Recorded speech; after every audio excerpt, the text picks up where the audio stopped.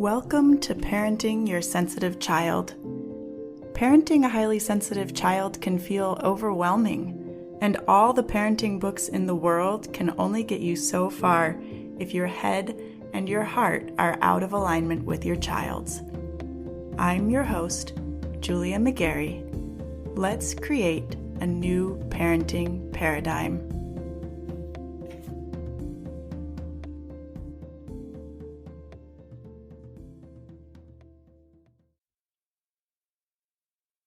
This episode is set to release on October 11th, 2023, the day after World Mental Health Day. And honestly, I think it's perfectly timed, given all that is going on in the world right now, all of the pain, all of the hardship. It's not surprising to be noticing a shift in your or your kids' mental health, really. It's also perfectly timed because the idea of mental health days has been coming up a lot in my family, in my house lately. So I wanted to share this episode with you with that in mind. Today, in honor of Mental Health Day, I want to discuss the idea, the concept of giving our children mental health days, what that can look like for kids, and then I want to extend an invitation for you to step into practice here today with me and do something for your own mental health. Okay? So it's October. The kids in the US have been in school for at least a month at this point. And this is about the time school starts to wear on many kids. If you haven't already, it's a really good time to incorporate more downtime into your kids' routine. We're finding that we need at least one unscheduled day per week.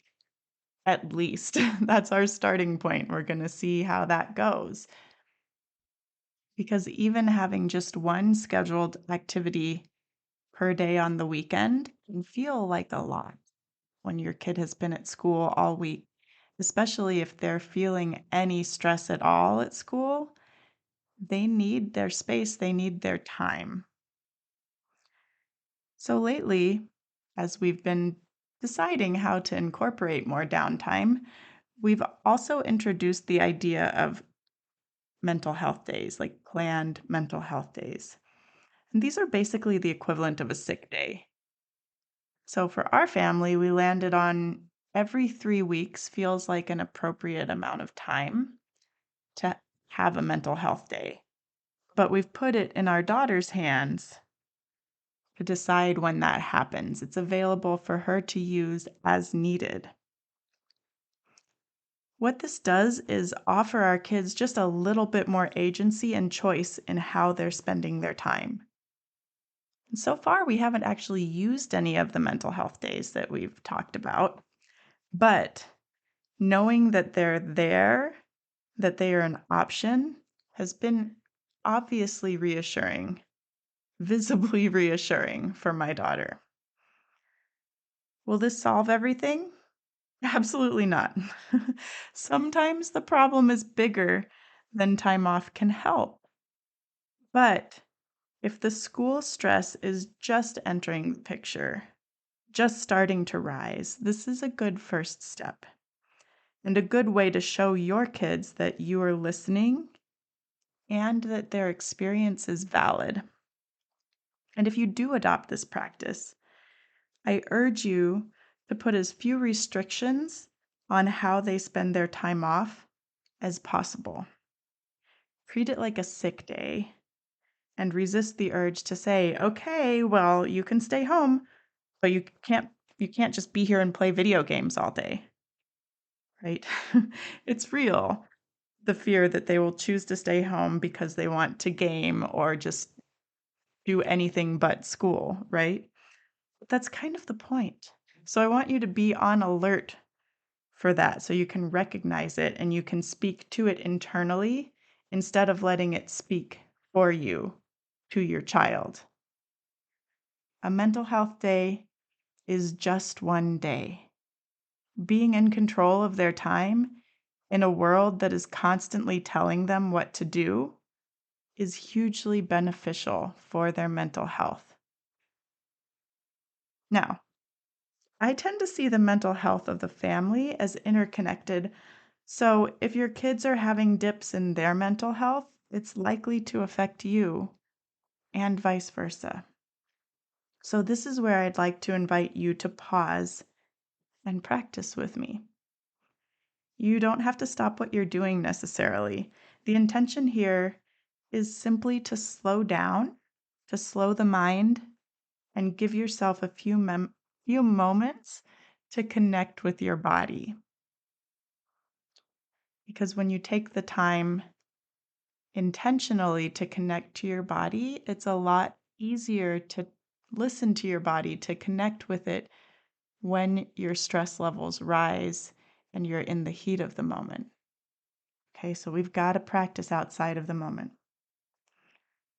So I hope you'll join me. And we're just going to start with the breath. Simply bring your attention to your breath.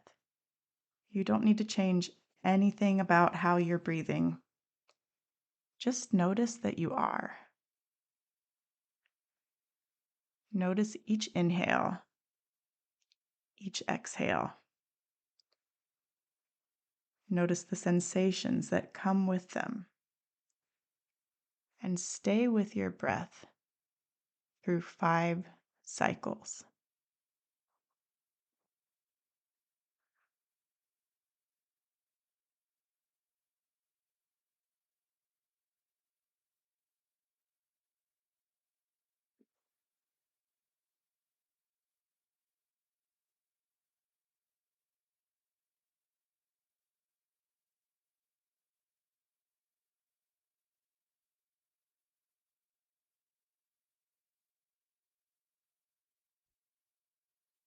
Now, start to notice your points of contact with the world around you, wherever you are.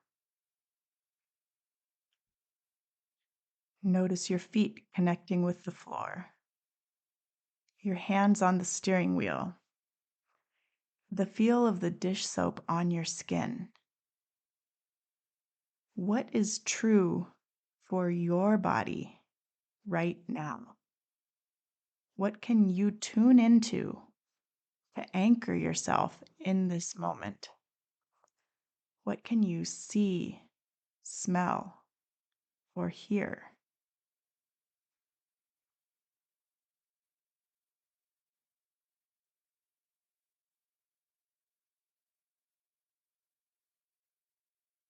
Finally, turn your attention to what's actually happening in your body. Reconnect to your breath and notice any other sensations that arise in your body amidst your breath and your points of contact with the outside world. What do you feel? A tightness in your chest, your shoulders, your jaw? A weight in your stomach? Heaviness behind your eyelids? Or maybe even a lightness in your throat or your chest? Again, you don't need to change any of this consciously. Just practice noticing. Practice listening to your body. Practice being with the sensations instead of being in your mind. The more you do this, the more you may witness feelings begin to shift. The more you do this, the more you can connect what's happening in your mind with the feelings in your body. But even if the only thing that happens is that you step out of your thinking mind for just a moment, that's enough. You are not your thoughts. And no matter how hard you try, you can't think your way to feeling better. You actually have to feel in your body. You have to allow the sensations and be willing to look at them, even if they are uncomfortable, because even when they are uncomfortable, they're just sensations. Not good, not bad, and definitely not permanent. They are our body's ways of transmitting messages, and it's listening to those messages, not ignoring them, that makes all the difference.